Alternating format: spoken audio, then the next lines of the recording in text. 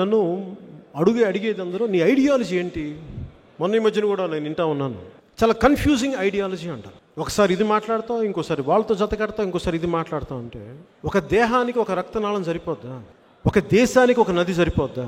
మీరే వేరే పార్టీల్లో గెలుచుకున్న వాళ్ళని మీరు ఎమ్మెల్యేలు లాక్కుంటారే, అది మీకు తప్పు అనిపిస్తుందా? మీకు అంటే మీ తప్పుడు అధికారం కోసం మీరు ఎవరితోనే కలిసిపోవచ్చా? మేము మా ఆశయాల కోసం ముందుకు తీసుకెళ్ళడం కోసం నేను అవసరమైనప్పుడు వ్యూహం మారుస్తాను, అంతేగాని పిచ్చిగా అలా కూర్చోబెట్టి మేము చచ్చిపోయాం. ఎందుకంటే నేను అడుగు ముందుకు ఇవ్వాలి. దేనికి ఎప్పుడు తప్పంటే వీళ్ళతో కలిస్తే నాకు వీళ్ళు ఇది ఇస్తారు, వీళ్ళు తెలిస్తే నాకు సెంట్రల్ మినిస్టర్ ఇస్తారు, నేను అట్లా కలవను. వీళ్ళతో వెళ్తే మా వాళ్ళకి న్యాయం జరుగుద్దా? మా వాళ్ళకి అభివృద్ధి జరుగుద్దా? మా రాష్ట్రం బాగుంటుందా? అప్పుడు కలుస్తాం చెప్పేదాన్ని బట్టి.